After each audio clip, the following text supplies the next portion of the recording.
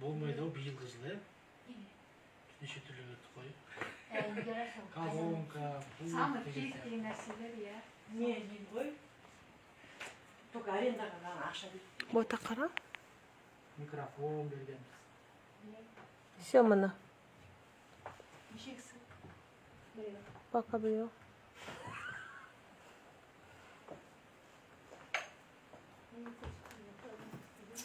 Бағачар жеңістен бастап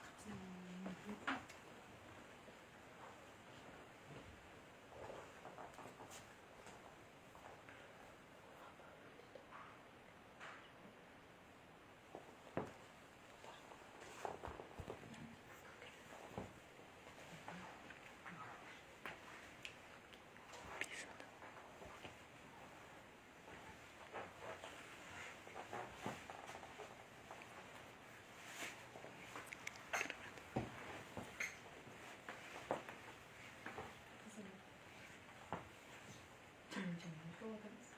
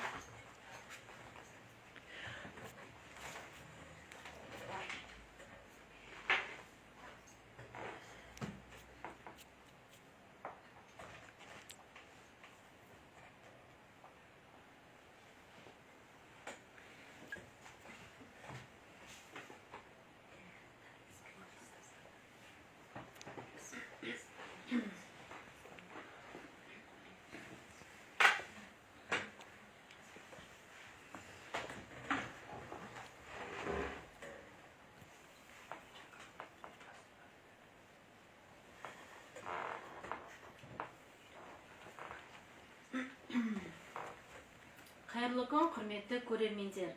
Бүгін аудандық орталық модельді кітапхана Адалдық алаңы жобасы аясында іс-шара ұйымдастырып отыр.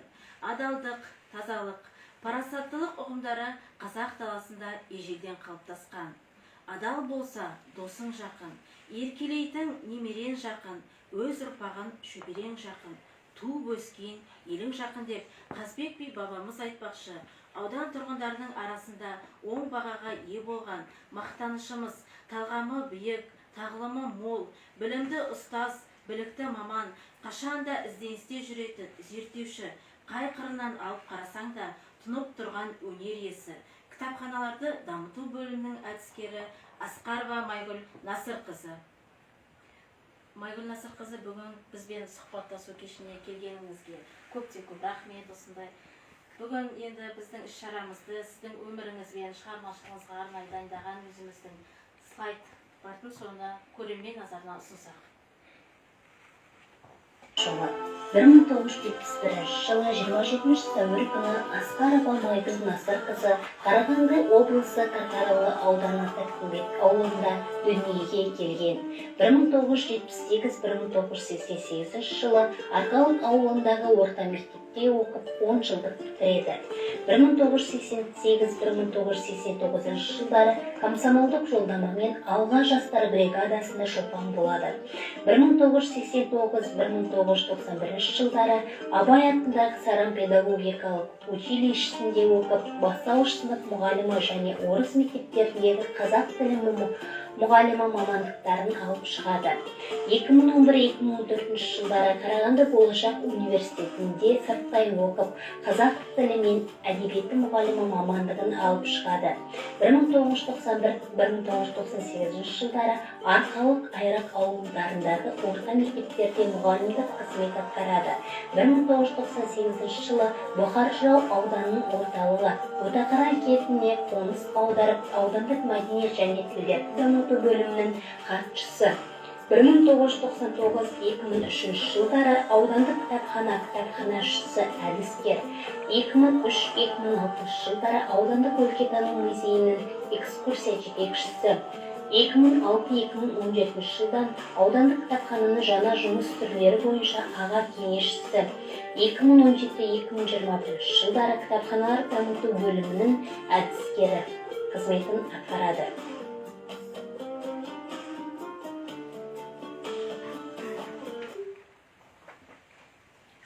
Назарларыңызға рахмет. Құрметті көрермендер, егер бүгінгі біздің кейіпкеріміз Майгүл Насырқызымен толық танысам десеңіздер, бүгін кітапхана төрінде сізге арнайы ұйымдастырылған өз өмірінің суретшісі кітап көрмесімен таныссаңыздар болады. Бұл кітап көрмеде сіздің жинақтаған кітапшаларыңыз және мақалаларыңыз ұйымдастырылып, топтастырылған және арнайы дайындаған жобаларыңыз құрылды. Майгүл Насырқызы, сіз сәуір айының 27-ші жұлдызында 50 жасқа толдыңыз. Құттықтаймын. Деніңізге саулық тілеймін ең бірінші. Осы біздің іс-шарамызды бастамас бұрын Доски ауылының тұрғыны ақын апамыз Майда Жұмашеваның құттықтау өлеңімен бастасақ. Көктемнің шуақ гүлі Майгүл аты, әнге қосқан еркесі әке заты, жалғауындай өмірдің жолын қуған ата тектен дарынды өсиет хаты. Ұзақ болсын жарты ғасыр ғұмырын, биіктесін қаламгерлік тұғырын, жемістен бек жанашыр тіл тіресі, өнер білім тоқтамасын ағының деп апамыздың құттықтауын қабыл алыңыз. Бүгінгі біздің кешімізді жақсы көңіл күймен бастау үшін сіздің сүйіп тыңдайтын және де орындап жүрген әніңізбен шымылдығын ортаға Зерде Бейнебабелінің қызметкерлерінің орындауында Беу Айдай халық әнін қабыл алыңыз.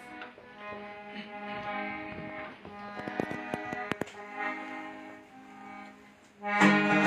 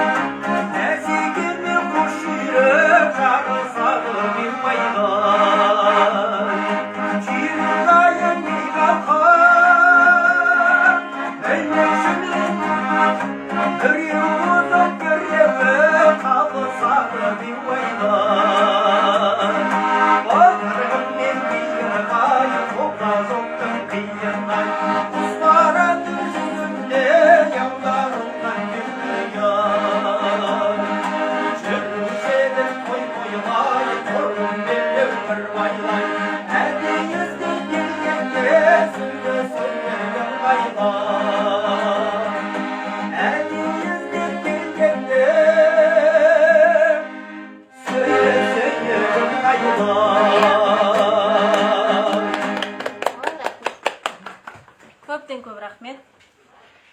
Бүгінгі біздің іс-шарамыз тікелей эфир арқылы, яғни әлеуметтік желіде Instagram парақшасында жүргізіліп отыр. Құрметті көрермендер, сұрақтарыңыз болса, қонағымызға қоя отырыңыздар. Айгүл Насырқызы, сіздің тұла бойыңыз тұнып тұрған рахмет десем, артық айтқаным болмас. Осы орайда өзіңіздің дайындаған сұрақтарыңыз бар еді, сізге қоя отырсам. Сіздің біз білгелі, яғни сізді және слайдта да көріп өттік. Негізгі мамандығыңыз ұстаз. Осы кітапхана саласына қалай келдіңіз? Өзіңізге кітапхана мамандығы ұнайды ма? Өте жақсы сұрақ. Рахмет, Іңкәр. Енді мына бүгінгі осы мүмкіндікті пайдалана отырып, ең алдымен бізді тамашалап отырған көрермендермен амандасып алып, мынау айлардың сұлтаны Рамазан айымен құттықтап, биылғы тұтып атқан оразаларыңыз, ниеттеріңіздің қабылдығы бір Алладан болсын дегім келеді. Екіншіден, осындай тамаша құрмет көрсетіп, мына мерейтойында арнайы кітапханаға өзінің 20 жылдай артық жұмыстар жасап келе жатқан кітапханама шақырып, сіздер құрметтеп осындай шара ұйымдастырып отқан өзімнің әріптес қыздарым, сіздерге үлкен рахмет айтқым келеді. Одан кейін шара басында осындай тамаша көңіл күй сыйлап, жаңағы әдемі ән сыйлаған, кешегі өзіңіз қырған Самал тобы, Зерде бейнебаян қызметкері әріптестеріме де үлкен рахметімді білдіргім келеді. Ал енді Іңкәр, сіздің жаңағы сұрағыңызға оралатын болсақ, шынында да жаңағы өмір жолға келгенде рас негізгі мамандығы мұғалім деңіз, мына кітапхана саласына қалай келдіңіз деп отырсыз ғой. Жалпы енді кітапхана деген өзіме таңсық нәрсе емес. Мен өзі бала кезден кітапты өте жақсы көрдім. Бізді кітап оқуды біз әкемізден сіңген қасиет. Өйткені біздің әкеміз солай бізді кітап оқуды өте жақсы үйретті, кітапты жинады. Ол кісінің жеке кітапханасы өте бай болды дейміз. Ал енді мен ұстаз бола жүріп, одан кейін отбасылық жағдаймен осы жаққа 98 жылдың тамыз айында көшіп келген болатынбыз. Міне сол кезде өзімнің мамандығым, мұғалімдік мамандығыма байланысты осы орталықтағы номер 1 қазақ орта мектебіне жұмыс іздеп барғанымен реті келмеді. Содан сөйтіп жүргенде сол 98 жылдарда әлгі 22 қыркүйек Қазақстан халықтарының тілдері күні мерекесі деген алғаш тойлана бастады. Сондай кездерде мына мәдениет үйінде соған орай бір шаралар ұйымдастырылып жатыр. Сонда сол жылдары қызмет еткен тамаша әнші, сонда бір қызметкер болды, Сара Тоқашева деген кісі. Сол кісіге сол осы мерекеге орай бір шара жүктелген екен. Енді ол кісі тамаша әнші болғанмен қазақшаға шорқақтау болғасын, бұл шараны мен қалай қазақша жүргіземін, қалай сценарийін жазам деп қобалжыса керек. Сонда жұмыс жасайтын жеңгем Қараша, сонда күзетші болып жұмыс жасайтын. Сол кісі айтады ғой, менің қайынсыным осы жаққа көшіп келді, мүмкін саған сол көмек бере алады, соған барып жолықсаң қайтеді дегеннен кейін кешқұрым бір жаңағыдай сол Сара апамыз келіп, осылай маған қолқа салды. Мен енді қолымнан келгенше көрейін, сіздер енді қалай өтетінін біле қоймай ғой, бірақ енді мен қолымнан келгенше өткізіп жасап көмегімді көрсетейін деп келісімімді бердім. Содан сөйтіп жаңағындай сол айтылған күні жаңағы сценарийіміз жазып, сол жаңағы шараны, мына картинный галерея дейміз ғой, мәдениеттің өздеріңіз де білесіздер. Қазіргі күнде сол жерде шағын шаралар ұйымдастырылып жатады. Сол жерде жаңағындай кәдімгі шағын көпшілік жиналып, сол жерде жаңағы шарамыз басталып кетті. Әдеби сазды бағдарламаны сценарийін жазып, жүргізіп, содан кейін әлі есімде ең алғаш сол жерде мен жаңағы Мадина Ералиеваның репертуарынан Наз атты тамаша әнді орындадым. Сол бағдарлама біткеннен кейін сол шарада қатысып отырған мәдениет бөлімінің басшысы, жаңағыдай осы жаңағыдай ауданымызда 40 жыл бойы жаңағы осы өнердің, мәдениеттің көшін бастаған, бүгінде ауданымыздың құрметті азаматы Нұрсым Құбайдоллақызы Шибаева апамыз біте салысымен жүгіріп келіп, құттықтап керемет жүргіздің, сен қайдан келдің, бұрын сені көрмеппін, қайда жұмыс істейсің деп ол кісі бірден жаңағыдай сұрауға алып, содан кейін сол жерде марқұм жаңағы мәдениет үйінің директоры ол кісі де ризашылығын білдіріп, сол жерде содан жаңағы Сәуле апамыз жұмысқа шақырып, содан кейін соған жолығып, содан ол кісі жаңағыдай мен біріншіден мәдениет бөлімінің хатшысы болып орналастым. Содан кейін жаңағы ақпан айының бірінде жаңағыдай кіші ұлым Қуанышқа жаңағыдай декреттік демалысқа кетіп, 23-інде дүниеге әкеліп, одан кейін 40-ына шыққаннан кейін қайтадан ол кісі мына кітапханада жұмыс бар, соған шықса қалай болады деп тағы да Сәуле апамыз ұсыныс білдіргесін. Сөйтіп барып мен осылай жаңағыдай кітапханаға шықтым. Одан кейінгі жолым енді өздеріңізге белгілі, осылайша кітапханаға келдім. Осы кітапхана жұмысынан басқа сізге не қызық? Кітапхана жұмысынан басқа дейсіз ба? Мен жалпы негізінде өзі әдебиетті, тарихты жақсы көремін ғой. Сондықтан да тарихи орындарды, киелі, көрікті жерлерді аралағанды жақсы көремін. Ән айтқанды жақсы көремін, өлең оқығанды жақсы көремін. Көп енді айта беретін нәрсе көп. Осы жаңа кітапханашы деп отырмыз. Осы сіз үшін кітапхана не берді? Кітапхана деген енді әу бастан бұл парасаттың жаңағындай үлкен бір рухани орда ғой, сондықтан да бұл маған ең бірінші рухани азық берді. Екінші шалқар шабыт берді. Одан кейін жақсы орта берді. Одан кейін үлкен тәжірибе берді. Рахмет. Және де сіз өз сөзіңізде айттыңыз, әкемнен көп кітап оқитын, содан яғни көріп дейді ғой, бала ұядан не көреді, соны іледі демекші. Өзіңіздің кітап қорыңыз туралы, мысалы кітапханада кездеспейтін сирек кітаптар бар ма? Иә, өйткені жаңа айтып отырмын ғой, шыны керек бұл әлгі отан деген отбасынан басталады, тәрбие деген жаңағындай отбасы дейміз ғой. Бүгінгі күнде де негізінде отбасылық құндылық деген өте үлкен нәрсе. Шынында да біз жаңағындай шыны керек, бүгін сіздер құрметтеп отырсыз ғой, осындай деңгейге жеткен бірінші Алла, екінші әкемнің, әке-шешемнің арқасы шығар деп ойлаймын. Өйткені ол кісі өте сондай екі тілде сауатты, сондай жаңағыдай көп оқитын, көзі жұмылғанша қолынан кітабы түспей кеткен кісі. Ол кісінің үлкен, өте жеке бай кітапханасы болды. Әлгі ең алғашқы кітаптар жаңағы мемлекеттік сыйлыққа ие болып ең алғаш шығады ғой. Сол кітаптары біздің Егіндібұлақ дейміз, сол ауданның басында үлкен кітап дүкені болатын. Соған арнайы барып ол кісі сатып алып келетін. Содан алып келіп ол кітаптарды жаңағындай әрқайсымызға балалардың әрқайсысына атына жазады, сатып алып келген күнін, датасымен жаңағындай мерзімін бәрін кәдімгідей ол кісінің жазуы да керемет әдемі көркем болатын. Солай жазып қойды әрқайсысы. Мысалы, бір кітапты мен атыма жазады, бір кітапты ағама жазады деген сияқты. Сосын алып келгесін міндетті түрде бірінші ол кітапты әкем оқиды. Одан кейін біз кезек-кезек балалар жапа-тармағай жаңағындай таласып тармасып, әкемнен кейін мен оқимын деп кім бірінші үлгереміз, сөйтіп жаңағыдай жарысып жүріп оқитынбыз. Шыны керек ол өтірік нәрсе емес, ол шынымен де солай бізді үйретті. Одан кейін жаңағындай күнделікті өмірдегі жаңалықтардан тыс қалмауды бізге керемет үйретті. Мынау жаңалықтарды уақытымен көру деген сияқты. Одан мерзімді басыларымыз сол кездегі Жұлдыз, Жалын деген журналдар дейміз ғой, біздің үйде керемет көп болды. Сол кезде біз керемет үйге әлгі несімен топ-тобымен келіп ататын сондай нелер. Сондықтан біз кішкентайымызда сондай етті, ол кісі өзі кәдімгі кітаптарды солай жинады. Ол кісінің кітапханасы өте бай болды. Кейіннен сол кітаптардың біразы мен әлгі тұрмысқа шығып кеткеннен біраз кітап кішкене жоғалтып алдық. Бірақ қалғаны мен ие болып қалдым да, бүгінде сол кітап қорын жинақтап жатырмын. Бүгінде енді өткен жолы өздеріңіз сұрап жатқаннан кейін мен кітап қорымда жалпы қанша кітап бар екен өзім де санап екен. Әдейі санасам 400-ге жуық кітап бар екен жеке кітапхана қорымда. Оның 40-ы жаңағы сөздіктер мен энциклопедиялар екен. Содан кейін жаңағы енді өздеріңіз айттыңыздар ғой, сирек кездескен кітаптар болса дегенсін, мен енді бір-екі көрсетейін деп бүгін сіздерге арнайы алып келдім. Ол жаңағы біздің керемет қазақтың батыры дейміз ғой, қаһарман ұлы дейміз, бүкіл әлемге танытқан қазақта Бауыржан Момышұлы атамыздың Москва үшін шайқас деген жаңағыдай кітабы 59 жылы Алматы баспасынан 2000 ғана данамен шыққан кітап.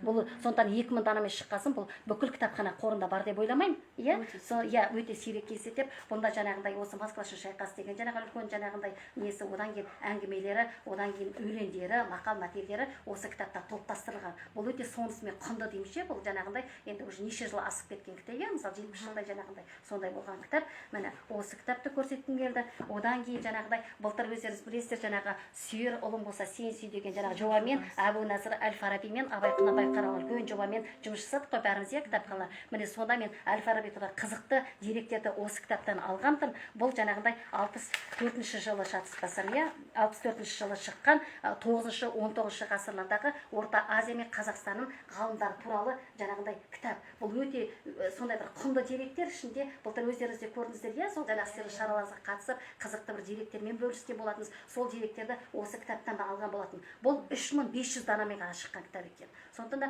бұл да құнды болар деп бұл кітапты да көрсетуді жөн көріп алып келдім.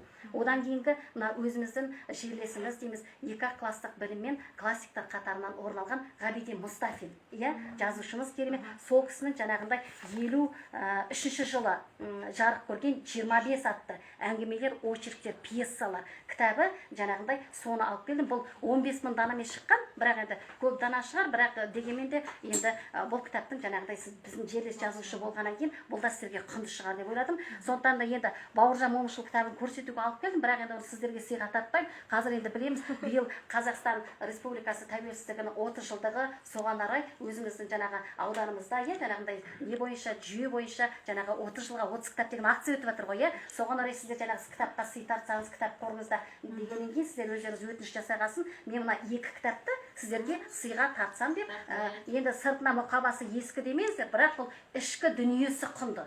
Сондықтан да мына 2 кітапты ішіне арнайы жазып алып келдім. Аудандық орталық кітапханасы қорына Асқарова Майгүлдің жеке кітапханасынан сый кітап деп. Сіздердің 30 жылдыққа 30 кітап сыйларыңызға үлесім болсын. Рахмет. Көптен көп рахмет. Айтып жатады ғой, бір кітап 1000 адамды оқытады деп біздің көрермендерге, яғни оқырмандарға ұсынатын боламыз міндетті түрде. Енді біз келесі сұраққа, осы мәдениет саласында, кішкене мәдениет саласына көз жүгіртсек, баға мен пікірді кімнен күтесіз? Осындай ой өзіңізге келді ме? Баға, пікір деген. Баға мен пікір деген, әрине баға мен пікір деген қашанда маңызды ғой, керек нәрсе.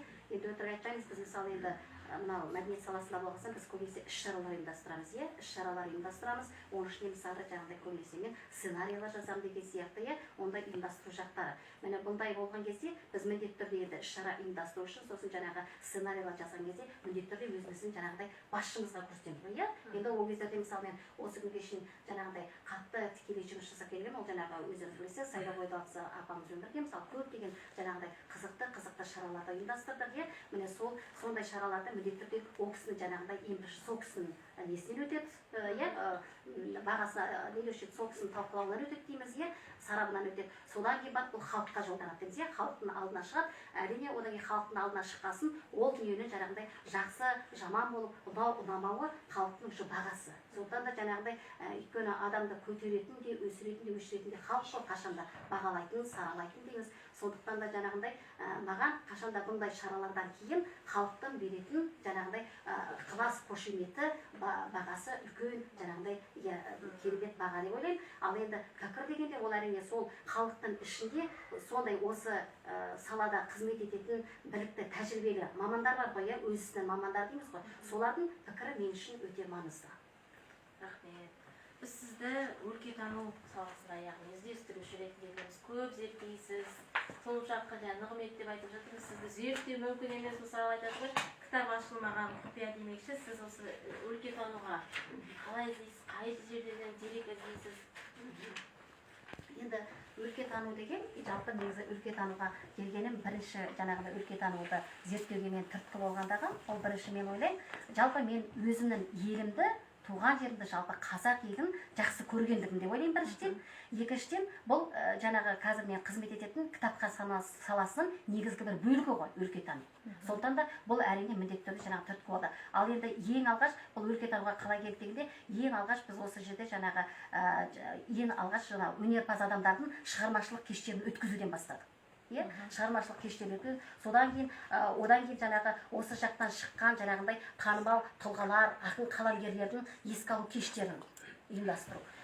Одан кейін сол кісілер туралы жаңағындай брошюра, кітапшалар шығару деген сияқты, өйткені халыққа насихаттап, нету ғой, мысалы енді халық ақыны мысалы Ахметбек Байсалбайұлы, мысалы балалар ақыны Қабыл Боранбаев дейміз, Шайхан Жандаев деген сияқты, мысалы Рамазан Әреш, мысалы ұстаз ақын болған кісі, мысалы ол кісілерді туралы мысалы кеңірек таныту үшін сол кісілерді жаңағы жинақ, брошюралар жаңағындай шығару, жаңағындай жұмыстары жалғаса бастады.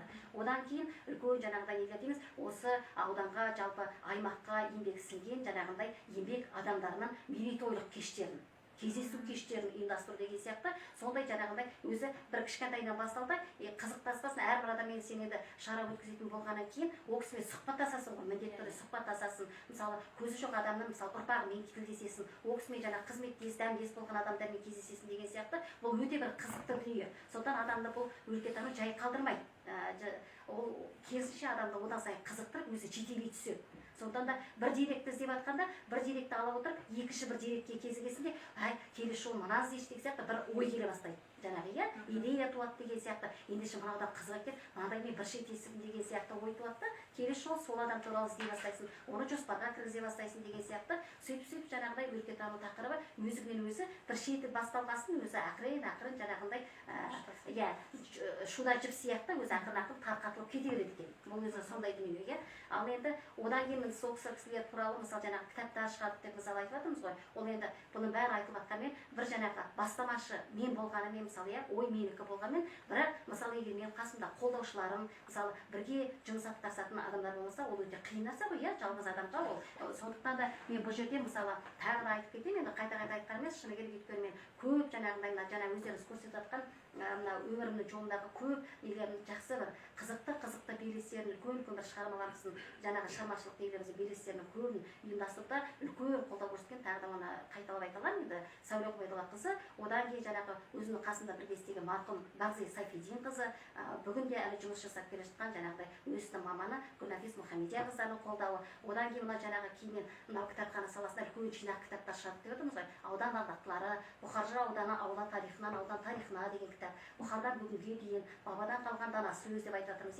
Мына бұл кітаптардың бары жалғыз менің еңбегім емес, біз бұларды ең бірінші мысалы жаңағындай өлкетану бағыты болғасын село энциклопедиясы, адам өз өмірінің суретшісі, одан кейін жаңағындай өз өлкенің шежірешісімін, ауыл топономикасы сияқты үлкен байқаулар ұйымдастырды. Сол арқылы жаңағы ауыл кітапханашыларды сол байқауға қатысып, өз ауылдар туралы, адамдар туралы деректер жинау арқылы, сол жиналған деректердің бәрін құрастыру арқылы біз міне жаңағы бірлесіп келіп бүкіл осы кітапхана жүйесіндегі кітапханашылардың жаңағы басшыларымыздың қолдауымен демеу арқылы дейміз, сол арқылы осындай үлкен еңбекке жетістікке жеттік. Сондықтан да міне бұның бәрі кітапханашылар еңбегінің жетістігі. Осы сәтті пайдаланып, осындай үлкен жаңағы бірлесіп жұмыс жасасып жүрген кітапханашы әріптестеріме үлкен алғысымды білдіргім келеді. Осы орайда бізде әлеуметтік желіде, яғни Шешенқара кітапханашысы сұрақ қойыпты. Сіз өнерге жақын жансыз, жалпы ата-анаңыз өнерде қалай дейді? Осы тұрғыда осы қабілетіңіз өнерге деген ұрпақтан кейін, мысалы ұрпақтарыңыз, өзіңіз балаларыңыз осы қабілет дарыды ма балаларыңызға немесе? Енді жаңағы айтып отырмыз ғой, мен әке-шешем деп жаңағы айтып отырмыз ғой, бірінші Алла, екінші әке-шешем деп ол қанмен келеді деп айтып жатамыз, оның бәрі ол өмірде де дәлелденген дейміз. Менің әкем негізінде өнерге жақын адам болды. Ол кісі сондай мына ортасы отырған жерде думандатып отыратын. Ол кезде әлгі омыртқа береді дейміз ғой, үлкендер әлгі соғып сойғаннан кейін қонақ шақырған кезде үйге қонақты жаңағы шақырғасын, мәдениет үйіміздің дәл қасымызда болатын, содан баян, домбыра, мандолин дейді, бүкілін алып келіп, кәдімгі үйде жаңағы ауылдағы адамдар кәдімгі өнерпаз, ешқандай оқыған музыкалық жаңағыдай білімі жоқ адамдар, бірақ барлығы отырып кәдімгідей әлгі әрбір аспапты тартатындар алады да думандатып кәдімгі үлкен бір оркестр ансамбль сияқты құрып үлкен бір жаңағыдай сондай омыртқа беру жаңағыдай дәстүрінде үлкен бір жаңағыдай кәдімгі концерттік бағдарлама болатын. Сонда мен кішкентай баламын, мына есіктің қасында босағада тұрып, сығалап тұрып ана кісілердің айтқан өлеңдеріне қоса мен кішкентайынан жаңағындай сол бірге қосылып ән шырқап жүріп, сөйтіп мен жаңағы әнге, өнерге деген негізгі махаббатым содан оянды деп ойлаймын ше. Өйткені біздің әкеміз өте жаңағыдай күйді жақсы тартатын, домбырада керемет шебер ойнайды ол кісі. Ағаларым тартты мені, мысалы жаңағы гитара, домбыраны өте жақсы ойнады. Үлкен апам Қазипа, жаңағыдай әкемнің ағалары жаңағы қыздары Назипа, Үзипа деген ол кісілерді жаңағындай өнерде жаңағыдай сахнада жүрген кісілер, әнші апаларымыз.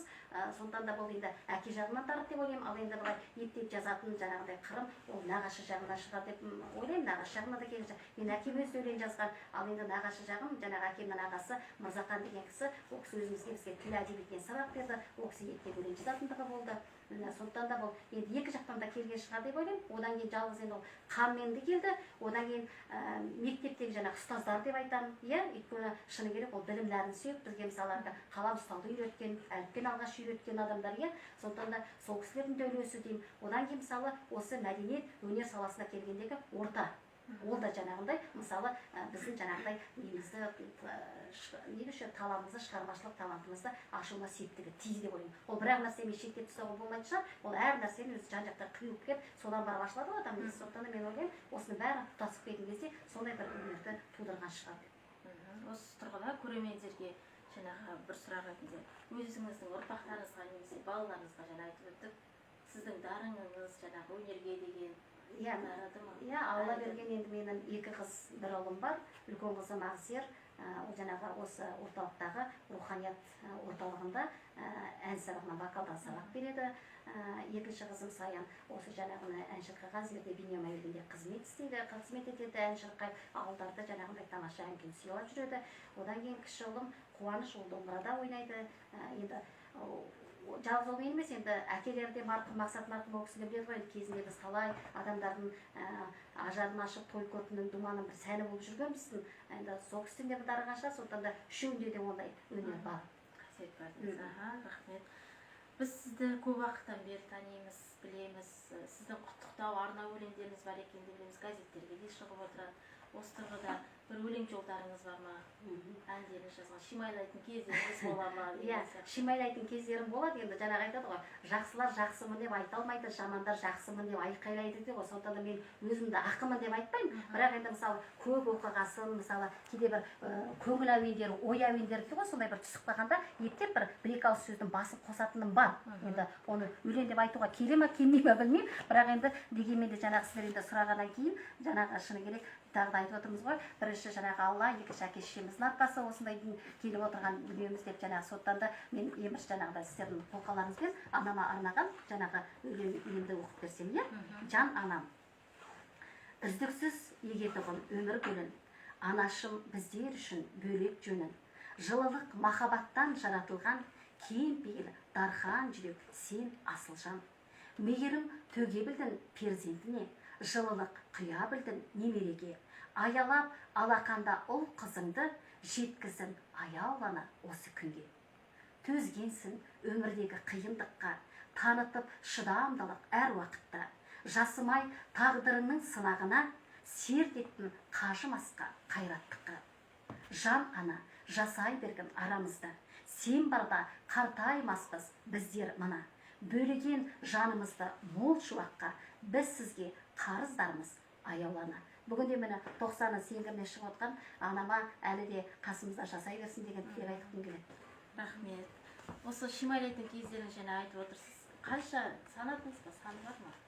Топтастырып, жинастыру, кітапша ретінде жоқ, андай шимайлайтын деген кезде енді жаңағы өзіңіз айтып кеттіңіз ғой, арна өлеңдер деген көбінесе мысалы енді біздерде мысалы байқаулар өтіп жатады ғой, сондай мысалы таныстырулар деп айтып жатамыз, иә, мысалы қыз сыны байқауы өтіп жатады, жігіт сұлтаны байқауы өтіп жатады, иә, не болса жаңағы наурызда үлкен бір жаңағындай байқаулар өтіп жатады. Сондай кездерде мысалы жаңағындай білетіндер соған таныстыру шығарып беріші, дайындап беріші деп келетіндер болады, сондай кезде шығатындар болады. Одан кейін мысалы мен көбінесе енді ондай өлең мысалы өлең шумақтарын өзімнің мысалы туыстарым жаңағы анама, мысалы ең бірінші мысалы 92 жылы қайтыс болғанда әкем, сол әкеме ең алғаш жаңағындай қайтыс болғанда қатты маған әсер етті де, сол кезде әкеме арнаған жаңағы әкеге деген өлеңім сол кездегі шыққан Замандас деген газетке жарық көрді. Одан кейін енді мен газеттерге беріп одан кейін неткен жоқпын, бірақ енді сол кезде жаңағы ең бірінші жаңағы жарық көргені, ең бірінші соңғыда жарық көргені, одан кейін мен ол жарық өзім басымға берген жоқпын. Бірақ енді жаңағы сол әкеме арнаған, одан кейін анама, одан кейін ағам, апамның мысалы туған күндері болады дейміз ғой, бір қуаныштары, ұзату дейміз, мысалы туған күндер дейміз, міне сондай кездерде шығаратын жаңағындай нелер болады. Сосын мысалы енді осындай сценарий жазу барысында мысалы бір жерлерде мысалы ақындар туралы өткізген кездерде сондай кездерде бір нәрселерді бір екі ауыз сөздің басын қосып бір құрастырып жіберетін сондай бір нелер болады. Енді ол ақындық дейміз, иә. Топтастыру енді оны жинамаппын. Нақты біреудікін жинасам да өзімдікін жинамаппын енді. Бәрін айтам, бірақ өзімдікін нақты рас жинамаппын ше, ондай. Айтып жатыр мысалы кітап деген ғасырдан ғасырға сақталатын дүние деп, мысалы осыларды топтастырып жинастырсаңыздар оқырмандарға мысалы біреуіне болса біреуіне де жан азығы деп ойлаймын. Тағы бір осы орайда сізге сіздің ойыңыз, яғни қоғам туралы ойыңызды білгім келіп отыр. Осы тұрғыда жаңағы сөз арзан ба, қымбат па деген түсінікке қалай қарайсыз, қалай жауап берер едіңіз? Қоғам деген енді жалпы ол енді бізді қоршаған орта ғой, негізінде ол бізді қоршаған орта дейміз. Қоғамда жаңағындай құратын да, құртатын да ол адамдар біздер өзіміз, сондықтан да қоғамның жақсы болуы, жаман болуы біздерге байланысты. Былтыр Әбу Насыр әл-Фарабидің 1150 жылдығына орай жаңағындай шара өткізген кезде сол қарапайым қала тұрғындарының көзқарастары деген, қайырымды қала тұрғындарының көзқарастары деген трактаты, еңбегі негізінде біз ізгілік акциясын ұйымдастырдық қой, сонда жаңағындай ізгілікті қоғам құру үшін қандай болу керек деген, сондай жаңағы мәселені көтереді ғой. Сонда мысалы ол үшін әділ басшы болу керек дейді, адамдардың бір-біріне деген көзқарасы, жаңағыдай адамдар бір-біріне мейірімді, қайырымды болу керек дейді, сонда ол ізгілікті қоғам болады дейді. Сондықтан да міне сондай қоғамға жету үшін, ондай ұрпақты тәрбиелеу үшін, ондай жаңағындай адамдарды тәрбиелеу үшін тәрбиелейтін орынның бірі біз кітапханамыз ғой, біз енді сол салада қызмет етіп жатқан біз солдаттарымыз деп ойлаймыз, сондықтан енді сол еңбек етіп жатқан еңбегіміздің үлесі жақсы жемісін берсін деп тілек айтқым келеді. Ал енді сөз арзан ба, қымбат па дейсіз ғой. Ол сөз де енді сөздің қадірін, өз қадірін білетін адам сөзді бағалай біледі, оны қай жерде қалай айту керекті ол біледі. Сондықтан да жаңағындай қалай деп айтса болады, енді ол тыңдаушысы мен айтушысына байланысты шығар, егер сөз бен ісіңіз сай келіп жатса, ол сөздің бағасы құнды. Егер енді сөзіңіз әдемі болып, бірақ ісіңіз оған сәйкес келмей жатса, ол енді арзандығы содан болады ғой, Енді осы орайда бір әйтеуір тамаша сұхбат болып жатқаннан кейін енді айта кетейін, мынау ертеде дейді, мынау тауып айтып орнымен айтылатын сөздің өзі қымбат. Мына ертеде Кете деген рудан шыққан Жаспілен деген ақын болған екен дейді. Сол ақын дейді жаңағы өзі сондай бір тәкаппарлау, адаммен көп араласпайтын сондай жан болса керек дейді. Содан бір күні дейді шай үстінде дейді әзілде тастап дейді әйеліне қарап, жасымда өргөкірек соққар едім, сонда да жөнді сөзге тоқтар едім. Көзімнің тірісінде естейінші, мен өлсем Зибам не деп жоқтар едім депті дейді. Сонда әлгі жұбайы Зиба дейді, ол да адайдың қызы, сөзге ұтқыр, ойға жүйрік адам болса керек, жылып алғандай азаматы едің кетенін, тірілей өлмек нетемін, сен өлсем бүгін мен ертең байға тиіп кетемін деген екен. Сонда әлгі өзінің жаңылыс сөйлегенін сезген Жаспілен ақын айтып дейді, әй Зибам, мен өлмей-ақ қояйын, сен жоқтамай-ақ қой деген екен. Міне сондықтан да әлгі асыл сөзін қадіріне жетіп, бағалап, орнымен сөйлей білгенге не жетсін, сондықтан да ол орнымен айтылатын сөз жаңағындай қымбат. Егер ол тағы да қайталап айтам, сөзі ісіне сай болса қымбат. Солай деп ойлаймын енді. Сіздің оңыңыздағы жан тазалығы? Жан тазалығы. Жан тазалығы деген енді бұл адамның ішкі дүниесі ғой, ішкі дүниесі, жүрегіңіз, сондықтан да ол ар тазалығы, тіл тазалығы. Тағы да айналып кеп, өзінегі сұрақтар бір-біріне ұйқасы, айналып кеп, бір-біріне мысалы толықтырады. жан тазалығы ол енді ар тазалығы, тіл тазалығы дейміз, иә. Сондықтан да жаңағындай өйткені неге айтамыз ар тазалық деген ол адамдық, имандылық дейміз, иә. Жаңағы жан тазалығы деген адамды қалпында сақтау, қандай кезең болса да адамды қалпында сақтау. Одан кейін тіл тазалығы деген басқа пәле тілден деп айтып жатамыз. Тағы да осы орайда бір әңгіме есіме түседі, мынау көзі тірісінде аты аңызға айналған әулие Мәшекке дейміз ғой, Мәшһүр Жүсіп атамыз сол 19 жасында арнайы сәлемдеге Абайға барса керек дейді. Сонда Абайға келгенде Абайға кімсің десе, мен Мәшһүр Жүсіппін деп айтты. Мәшһүр Жүсіп болсаң онда айтшы, Құдай қане, сайтан қайда деп. Сонда жаңағындай сөйлеген кезде Құдай кәне дегенде Мәшһүр өзін көрсетіп, сайтан қайда дегенде Абайды көрсетіп дейді, ишаратпен дейді. Сол кезде әй мына баланы жақсылап қонақ күтіңдер, үй тігіңдер деп жаңағындай кетерінде сол жаңағыдай солай күтіп дейді, кетерінде 9 жылқы сый беріп дейді, аттандырып салған екен дейді. Сонда қасындағылар Абайға талып, Абай еке, бұныңыз қалай? Bir жас баланы осыншама әспеттеп, осыншама көтеріп, осыншама күткеніңіз қалайша? Сізді жаңағы сайтан деп, өзі Құдай деп кеткен балаға осыншама неге жаңағы қошемет көрсеттіңіз дейді ғой. Сол кезде жаңағы Абай атамыз айтады, әй, бұл Мәшһүр Жүсіптің өзі еді, жақсылардың көзі еді. Құдай қайда дегенде жүрегімде тұр деді, сайтан қайда дегенде қызыл тілде тұр деді деген екен. Сондықтан да жаңағындай тіл тазалығы деген не үшін жаңағы жан тазалығы? Адам мысалы жақсы байқап сөйлейді, жаман шайқап сөйлейді дейді ғой, иә. Сондықтан да неғұрлым жаңағы байқап сөйлеп жаңағындай тіл тазалығын сақтаса, ол тіл тазалығы қай уақытта сақталады? Егер сен рухани дүниең бай болса, ішкі дүниең таза болса, иә. Осы қазір қоғамда көп кездеседі, ұпай түгендеу үшін кейбір адамдар бәріне бар жазады. Бірінші орынға ары немесе нәпсіні деген тыю жағынан нәпсі мен арды сол жағынан түсініп айтсаңыз өзіңіздің ойыңыз. Енді ұпай түгендеу дейді. Ұпай деген мысалы енді шыны керек қазір мысалы енді қазір емес енді жалпы қай кезде де бар болған шығар адам мысалы енді жаңағындай көзге түсу үшін дейміз, танымалдыққа ие болу үшін дейміз, иә, мысалы болмаса бір жерде тез ұтып кету үшін дейміз, иә, сондай дүниелерде мысалы жаңағындай алға шығып кететін мысалы бір кейде бір не деуші еді басқа адамдардың еңбегін пайдаланып кететін деген сияқты, иә, сондай бір нелер болатын шығар. Бірақ енді дегенмен де мен өз басыма келген болса, мен ондай ұпай үшін басымда ондай бәске тікпес едім. Мен ең бірінші міндетті түрде жаңағындай шыны керек арды бірінші жоғары қояр едім, ше. Өйткені ол жаңағындай адамның қоры, ол арсыз адам ғой, иә. Арсыз адам ол дүниені бұзады. Сондықтан да мен жаңағындай бұл қандай кезде болса да жаңағындай арды бірінші қоятын едім. Қазіргі қоғамдағы пайда туралы түсінік.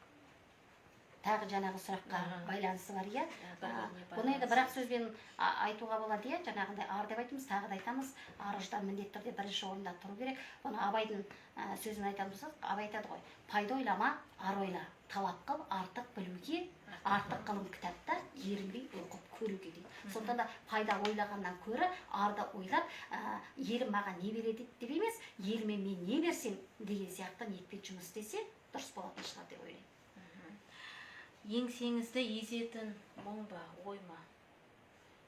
Біздің сұрақтар енді кішкене ойландырып тастады. Қызықты да, енді қозғай берсең енді қызықты көп нәрсе айта бергім келеді, бірақ енді мынау тікелей эфир болғасын, уақыт тапшы болғасын, енді неғылым қысқа сөйлеуге де тырысасыз ғой. Өйткені енді көрермені де жалықтырып алғым келмейді, жаңағы еңсеңізді езетін мұң ба, ой ма деп тұрсыз, мұң ба, ой ма. Енді мұң ба, ой ма дегенде маған енді мысалы шыны керек тағы да айтып отырмыз ғой, енді ол қай кезінде болса да ол өмірде ақ пен қара бірге жүретін сияқты дүниеде алма кезек дүние ғой, иә. Сондықтан да ол қай жерде болса да жақсы мен жаман қатар жүреді.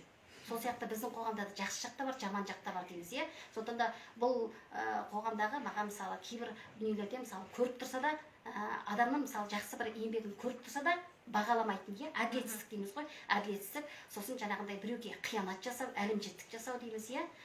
Сондай дүниелер мысалы шыны керек мені қатты жаңағындай жүрегіме қатты тиеді. Бірақ дегенмен де мен соған қатты беріліп кетпеймін. Әрине, біз енді өнер адам болғасын, біздерге мысалы жүрек, біз тез әлгі неміз ғой, сентиментальный адамдармыз ғой, бізге де әлгі эмоциональный, біз тез жүрегімізге алып қаламыз, әсірешіл адамдармыз, тез ренжіп қаламыз, тез қуана саламыз деген сияқты, иә, біздер сондаймыз. Бірақ дегенмен де мен жаңағындай бұндай жағдайдан өзімді шығуға, неғұрлым ерік-жігерімді бағыттап шығуға тырысамын. Иә, мысалы анау құс патшасы бір күтті дейді жаңағы алған ту несін біз негізгі солардан үйрену керек шығар дейміз. Өйткені мынау құс патшасы бір күт биік ұшады ғой. Сонда дейді оның төбесі шоқиылатын анау мақұлық қара қарға ғана екен дейді. Сонда ол ұшып бара жатқан бүркіттің төбесіне мініп алып дейді шоқиды екен дейді. Бірақ сонда әлгі ол уақытында несінде бөлмейді дейді, көңілінде бөлмейді дейді, бүркіт ұшуын жалғастыра береді екен дейді. Содан ол жаңағыдай ауырсынғанына қарамастан дейді. Одан биіктеген сайын жаңағы анау қарғаның дейді кішкентай өкпесі ауа жетпей тұншыға бастағанда өзі төменге қарай құлайды дейді. Сөйтіп барып жаңағындай ештемеге алаңмай. Сол сияқты біздерде адамдарда бұл неде болып жатады ғой, бәрібір қандай не болса, мысалы аяқтан шалу да, жамандау да, өсиет те дейміз, иә, мысалы көп нелер болып жатады. Бірақ көремаушылық деп айтамыз, бағаламаушылық дегенде болып жатады, иә. Бірақ дегенмен де оның бәрін ол оңашада өзің мысалы жаңағындай ойланып жаңағындай жүрегіңді ауыртып алсаң да, бірақ дегенмен де бәрібір серпілтіп тастап, бәрібір алға қарай ұмтылып, біз жаңағындай қолымыздан келгенше аз болсақ та көп болсақ та өзіміздің қолымыздан келетін дүниені жасауға тырысып өмір сүру керек деп ойлаймын. Көптен көп рахмет. Және біз сіздің өлеңдеріңізді тыңдадық. Осы орайда шабыт туралы кітапхана саласында тек қана мысалы бір деректерді іздеп немесе ақпарат көздерін жинастыруда емес, осы мысалы жобалар ұйымдастырасыз. Осы орайда шабытыңыз қай уақытта келеді, мысалы шабытты қайдан аласыз? Шабытты өздеріңіз енді күліп отырсыздар ғой. Сіздер білесіздер ғой, мен жалпы енді кез келген адам негізінде ойсыз жүрмейді ғой, иә. Адам мысалы жүргеннен кейін адамның миы тоқтамайды ғой, иә. Ойлаудан тоқтамаймыз, иә. Үнемі жүргенде мен тамақ істеп жүрген кезде де, үйде ирен жуып жүрсем де, үй жинап жүрсем де, көшеде кетіп бара жатсам да ше, мысалы бір нәрсеге қарай салып тұрмын, мүмкін бір нәрсені ойыма түскен, мындайды зерттеп көру керек немесе мынандай нәрсені өткізу керек екен деген, мысалы әрбір нәрседен мысалы ой туа салады маған ше. Ой туа салады да, содан кейін енді ол шабытымды ояту керек. Ол ой туған бір нәрсе. Бірақ жаңағы сіз айтқан шабыт деген өзі ол не? Ол адамның ішіндегі мысалы сезімдер ғой, иә? Ол қай уақытта келеді, шабытты қай уақытта. Мысалы мен сол істейтін, мысалы ой келді, мен соны жүзеге асыру үшін мен оны жаңағыдай жақсылап мен ойыма келгесін, мен соны жүзеге асыру керек, мен қалауым керек, жақсы көруім керек, сол ойымды, иә? Өзім жақсы көруім керек, мен қаладым. Енді мен қалағасын, мен соны жасай алам деген өзімде сенімділік болу керек. Иә, мен соны жасай алам деген сенімділік болу керек. Одан кейін мен жасауға тиістімін деген жауапкершілік болу керек. Сонда ол кез келген адамды шабыт оятады да, ол сіздің істеген жаңағы ісіңізде нәтижесі шығады деп ойлаймын.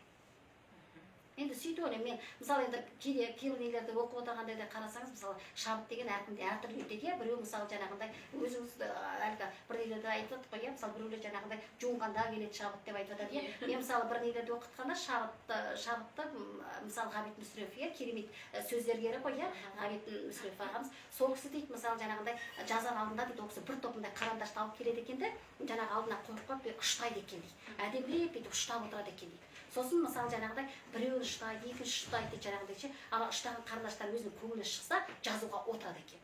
Ал егер ұнамай қалса, жаңа қарындаштар бәрі сындырып тастайды екен. Ол күні ол жазуға отырмайды екен. Көрдіңіз ба? Енді әркімнің шабыты, өйткені әр адам әртүрлі ғой. Мысалы бес саусақ бірдей емес деген сияқты, әрбір адамның мысалы жаңағындай біреу мысалы жаңағындай жаңбырлы жерде мысалы отырып мысалы жазғанды жақсы көреді, иә. Мысалы далада отырып жазатын, мысалы әркім енді әртүрлі неде, мысалы шабыт деген ол бөлек нәрсе, ой деген бір басқа нәрсе, иә. Ой келеді, бірақ шабытты ояту жаңағыдай дүниемен шығар. Жаңағы сол мен айтқан үш қасиет мысалы үйлессе, шабыт оянады деп ойлаймын. Көптен көп рахмет. Бүгінгі сұхбатымыз ұнап жатыр ма, өзіңіздің көңіліңізден шығып жатыр ма? Енді сіздерге ұнау керек қой. Мен енді сіздердің берген сұрақтарыңызға енді орай келгенше шынайы жауап беруге тырысып отырмын. Осы орайда бізде әлеуметтік желіде Самал Абдрахманова, Майгүл Насырқызы, еңбегіңізге жеміс тілейміз дейді. Жүрек жарды тілегін біліп. Рахмет. Рахмет. Көрермендер, бала Майгүлдің арманы орындалды ма? Осы орайда өзіңіздің арманыңыз болды ма кішкентай? Менің, иә, кішкентай кезімде менің арманым әнші болу болды. Сосын бала кезде бәріміз ойнаймыз ғой, мұғалім болып ойнайтынбыз, иә.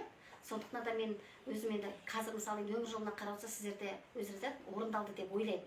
Неге десеңіздер, мен енді жаңағы үлкен танымал жұлдыз болып, үлкен сахнаға шығып кетпесем де, Аллаға шүкір, өзінің маңдайыма бұйырған үлкенді кішілі жаңағындай мысалы осы аудандық, облыстық сахналарда өнер көрсеттім.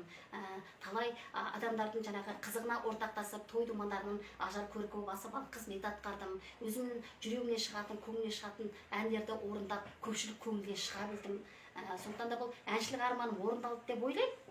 Әншілік арманым орындалды деп ойлаймын. ал енді ұстаз жаңағы ұстаз болу, ол мен мысалы енді ұстаздық 7 жыл ғана қызмет атқарса, мен жаңа жоғарыда өздеріңіз айтып өттіңіздер ғой, Арқалық Айрық орта мектептерінде тіл әдебиетінен бердім, тарих география сабақтарынан жаңағындай сабақ бердім. Жаңағы 7 жыл қызмет жасадым, одан кейін осы жаққа қоныс аударып келдім. Мен бірден мәдениет саласына келгесін, мен осы жолда қызмет жасадым. Одан кейін осы міне кітапхана саласында міне неше жылдан бері жаңағы әдіскерлік қызмет атқарып келемін. Ал әдіскер деген өзі ол ұстаз ғой, ұстаз. Сондықтан да мен бүгінде жаңағы тәлімгер ұстаз болып отырмын. Сондықтан да мен жаңағы арманым орындалды деп айтамын.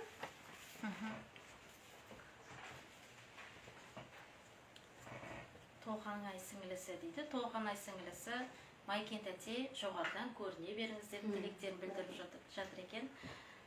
Зерде керемет сұхбат болып жатыр. Біраз дүние естіп, құлағымыздың құрышы қанып отыр дейді. Ботағара кітапханасы дейді. Өте керемет және танымды сұхбат болды. Өнеріңіз өрлей берсін дейді. Бақыт Гүлден сұрақ дейді. Кітапханашысы әріптестеріңізге берер ақылыңыз. Бақыт Гүл дейді? Бақыт Гүл депті. Кітапханашы әріптестеріме не ақыл берем? Мен енді үнемі ақыл берем. Ол кісілерге шыны керек, біз мысалы енді қазір мынау елдегі болып жатқан мынау карантин дейміз ғой, жағдайға байланысты да мысалы көбінесе қазір әлеуметтік желіде жұмыс жасап жатырмыз, иә. Сонда да дегенмен мысалы біз әлгі үнемі жаңағындай тәжірибе алмасу дейміз, шеберлік класстары дейміз, иә. Түрлі жаңағындай үйлерді ұйымдастырып жатамыз. Онымен қоса мысалы жеке жаңағындай телефонмен де кеңестер беріп жатамыз. Одан кейін жаңағы кабинетке келіп те мысалы кеңестер алып жатады, иә. Оның бәрі ақыл кеңес қой, иә. Ал енді ондайларды біз енді мысалы жалпы жазып та беріп жатамыз, көрсетіп те беріп жатамыз. Өйткені шараларды ұйымдастыруды ол да показательный ғой, мысалы оны кәдімгідей тәжірибе жүзінде көрсету. Біз енді ондай нелер бар. Сондықтан да ол кісілерге дейміз, сабырлық тілеймін, үлкен жаңағыдай қажырлық тілеймін, шығармашылық шабыт тілеймін. Жаңағыдай алғасын әр нәрсені мысалы біз ең бастысы жаңағындай мен үнемі айтамын ол кісілерге ше, бір күн отырсақ та жаңағындай әрқайсымыз өзіміздің жаңағындай үлесіміз жаңағындай адал қызмет етуге тырысайық дегенді үнемі айтамын, иә. Одан кейін екінші жағынан айтамын, мысалы қандай дүние ол 5-ақ минуттық шара өткізсеңіз де, бірақ содан қатысушы бір алып кететін тағылымды дүниесі болсын деді. Мен сол ұстанымды әлі де ұстанамын. Сондай бір біздің кез келген жаңағы ұйымдастырған жаңағындай дүниелеріміз, мынау насихаттап жатқан жаңағы кітап қорларымыздың бәрі сол шынымен де жаңағындай өскелең ұрпаққа жетсе, солар соны санасына құйып, үлкен нағыз еліміздің патриоттарын шығарып, соған бір титтей үлесімізді қосып жатсақ, біздің еңбегіміз ақталған деп ойлаймын. Соған біз үлесімізді қоса берейік дегім келеді. Және айтып өтіңіз, Баламай Гүлдің арманы, яғни Арқалық ауылынан бастап алды, осындай өнерге бейім болған соң Арқалық ауылының берген жаңағы септігі дейміз. Осы орайда туған жерге деген бір өлеңді оқып кетсем. Туған жерім, түп қазығым, тұғырым, ұланыңнан ұлан асыр сұрығын, өкінбесем басқа жерді көрмей-ақ, өмір бақи сенде өтсе ғұмырым. Бал күлкісі сыңғырлаған бұлақтың, ерте желмен тербелгені құрақтың, ертегідей елестейді көзіме, туған жер, сен төріндейсің жұмақтың. Сіздің туған жеріңіз Арқалық. Осы орайда әлеуметтік желіде бір Арқалық ауылына сіздің сөзіңізбен жазылған ән бар екенін білеміз. Осы орайда қолқа салып көрермендерге соларды орындап берсеңіз. Жақсы, оны орындаймын. Енді шығарма жаңағы орындамас бұрын сол әннің тарихына тоқталып кетсем деймін. Шыны керек жаңағы қазір өздеріңіз білесіздер, мына рухани жаңғыру, болашаққа бағдар деген, иә, жаңағы елбасының жаңағы бағдарламасы аясында жаңағыдай туған жерге тағзым деген бағдарлама бар, иә. Өйткені мына отанды сүю, туған елге деген сүйіспеншілік, оның бәрі жаңағы шыны керек өздеріңіз білесіздер, ол мына туған жерді ең алғаш өзіңіздің туған ауылыңыз, туған жерге деген махаббаттан басталады, иә. Сондықтан да бұл туған жерді жақсы көрудің өзі эгоизмнің бір жақсы түрі. Иә, эгоизмнің бір түрі дейміз. Сондықтан да міне бұл мен осы елге келген 98-де жаңа келдік дедік қой, міне 20 жылдан асып кетті жаңағындай осы елге келгенімізге 23 жылдың ардары болды. Содан жаңағы бұл 2012 жылы біраз жыл ауылымызға жаңағындай мен ауылым жаңағы өздері жоғында айтып отқан Арқалық дейміз, бүгінде Тәттімбет атымен аталады. Өйткені сол жерде біздің жаңағы Шертпек үйдің атасы Тәттімбет Қазанғапұлының жаңағы туған жері сол жерде тыныстап жатыр мәңгіге. Сондай жер, міне сол елге деген бір сағынышым оянып 2012 жылы бір жаңағы Дулат деген класс сыныптасымнан қызы мектеп бітіріп жатыр, сол мектеп бітіру кешін басқару несі бізге тиді де соған баратын болып жаңағындай қатты бір сағынып жүріп сондай бір туған ауылыма деген бір сол ауылға баратын болсам бір жақсы бір сыймен барсам деген бір ой келіп сол жаңағы сөзді одан жаңағындай Жұмағали өнердегі әріптес ағамыз әрі өзінің жаңағы Самал тобының мүшесі жаңа өздеріңізге өнер көрсеткен үлкен жақсы сыйлас құрметтес ағамыз сол кісі жаңағындай әнін жазып өйткені ол кісі де өзі біздің ауылда көрген сол ауылдан дәм ішкен сондықтан да ол кісі енді білесіз ғой елестете аласыз ғой сол менің ауылыма деген бір тамаша бір әнді жаңағындай жазып берсеңіз деген қолқа салып едім ол кісі мен бір ауыз сөзіңізді жерге қалдырмай сол жаңағындай әнді жазып сөйтіп барып жаңа 2012-де осы ауылым арқалым деген ән туды содан сол жылы барғанда біз жаңағы сол әнді орындап үлкен жаңағындай көпшіліктің ықыласына бөлендік сондықтан да бұл жерде мен жаңағы осындай қазір енді биыл сол ауылымыздағы мектептің жаңағындай негізінің қаланғанына 85 жыл өткен соған орай жаңағындай міне жаңағындай осы әнді керемет қазір өздері насихаттап жатыр сондықтан да жаңағындай Жұмағали ағама да үлкен жаңағы шығармашылық табыс тілеймін денсаулық тілеймін алла жаңағындай бар жақсылықты жаңағы нәсіп ете берсін деп жақсы бір ниетімді білдіргім келеді үлкен ризашылығымды білдіргім келеді жақсы енді сол әнді орындап берсек дейміз ба жақсы олай болса бұл ауылыма деген үлкен бір сәлем болсын барлығы мысалы айналып келгенде енді сол жерден өсіп өніп кетсем де мен де мысалы жаңағы бөтен жерде жүрген жоқпын бұл да мысалы жаңағы өзіміздің бәрі айналып келген бір қазақтың жері ғой сондықтан да жаңағындай осындай туған жерімізді сүйетін үлкен жаңағындай үлкен ұл қыздар туа берсін ауылымыз жасай берсін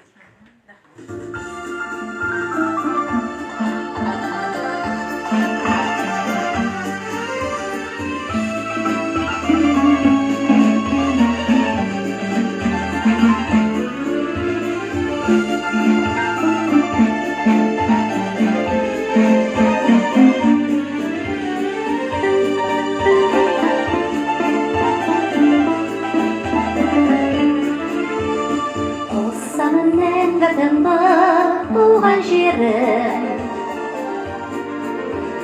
түндікте сауық сайран құрған елім төгілген шерпе күйін тәтті кетпен кемпірбай ақын туған киелі елім шөлмектен кернеген сезімді тербеген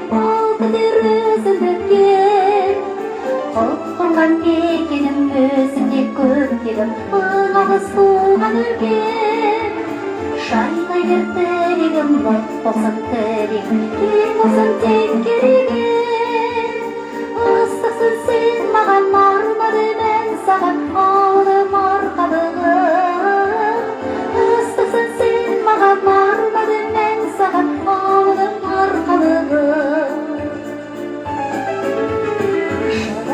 жүрсем дағы есімдесің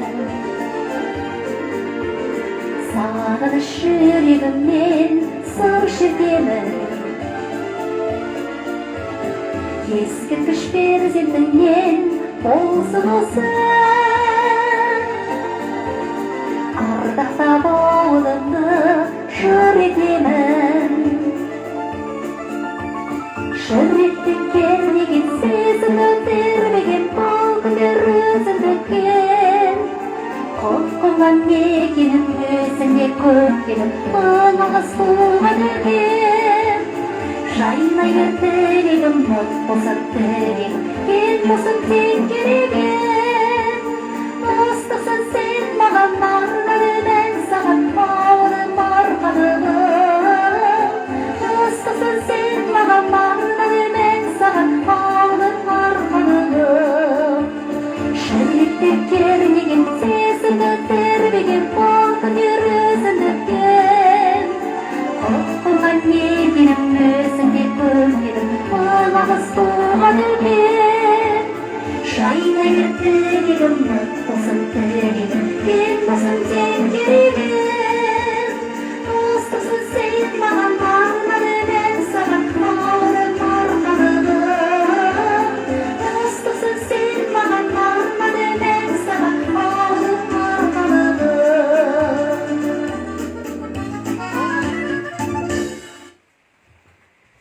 Көптен көп рахмет.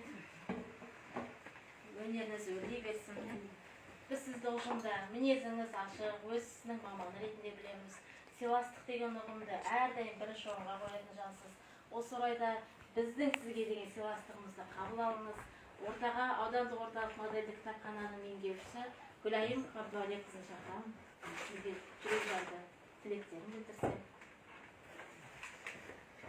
Құрметті Айгүл Насырқызы, ұжым болып құттықтаймыз біз бүгін. Құтты болсын төл мереке күніңіз. Бәрімізге ақыл кеңес беретін ұжымның ұйытқысы болып жүре беріңіз. Кішігірім сыйлығымыз бүгінгі кітапхана, аудандық кітапхана атынан өте қуаныштымыз. Жұмысыңызға жеміс, отбасыңызға бақыт тілейміз. Рахмет. Қазір үйреніп алдық, әдеміде фотоға түсейді. Естелік фото деп. Иә. Адамның үлкені ғой. Үлкен рахмет. Енді жаңағы осы 50-ге толған кезде жаңағы шыны керек кәдімгі рас ойлана білесің. Адам әрбір несте есеп береді ғой, ойланады екенсің, мен не істедім, не қойдым, не тындырдым деген сияқты бір сұрақтар келеді ғой. Сонда 50-де туған бір ой дейміз, жаңағыдай соны бір немен нүкте қойғым келеді, сіздер даяқтап қалдыңыздар ғой деймін. Ерке күймен 50-ге мен де келдім. Ақ қарасын өмірдің, оны көрдім. Ақыл қайрат сыйлаған, жаратқан мен жақсы жандар, деме берер жандар бар, шүкір дедім. Ақ үмітін атана мен ақтадым, ала жібін біреуден аттамадым. Адалдықпен еліме еңбек жасап, әже болдым, бақытты жан атандым. Тура жолдан тайдырма өтінерім, адамдықтан айнымас сертім менің. Барша жанға жақсылық тілеуменен, ақ жерген құламай мен келемін. Рахмет. Шығармашылық сізге табыс тілейміз. Ең бірінші деніңізге саулық, мына індетке байланысты қазір бір-бірімізге денсаулық тілейтін болдық қой, ең басты байлық денсаулық тілейді. Отбасыңыз аман болсын, балапандарыңыз аман болсын, ауырмай тек қана қызығын көруге жазсын. Осындай біздің ұжымда жемісті болсын, шығармашылыққа табыс тілейміз.